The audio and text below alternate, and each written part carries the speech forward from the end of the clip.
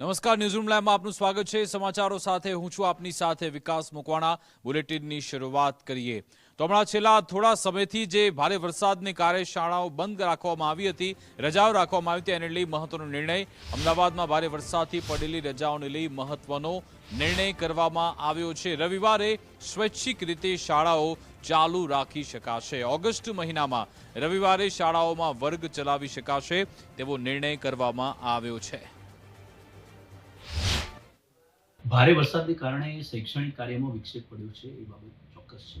વિદ્યાર્થીઓની સલામતીને ધ્યાને લઈ જિલ્લા વહીવટીતંત્ર દ્વારા શૈક્ષણિક કાર્ય જે છે એ બંધ રાખવા બાબતની સૂચનાઓ મળેલી શાળાઓને જારી કરવામાં આવેલી અને રજાઓ પણ જાહેર કરવામાં આવેલી હતી। પરંતુ ખાસ કરીને વિદ્યાર્થીઓનું શૈક્ષણિક હિત ધ્યાને લઈને શાળાઓને સ્વૈચ્છિક રીતે વિદ્યાર્થીઓને, વાલીઓને ખાસ કરીને આ બાબતે અવગત કરી શાળામાં જરૂરી જે વ્યવસ્થા છે એ પૂર્ણ કરી રવિવારના દિવસે પણ જો આ ઓગસ્ટ મહિનામાં અથવા તો એ પછીના મહિનામાં પણ જો શાળા ચાલુ રાખવી હોય તો રાખી શકશે। ખાસ કરીને એ પ્રકારે અમે આજે પત્ર કર્યો છે।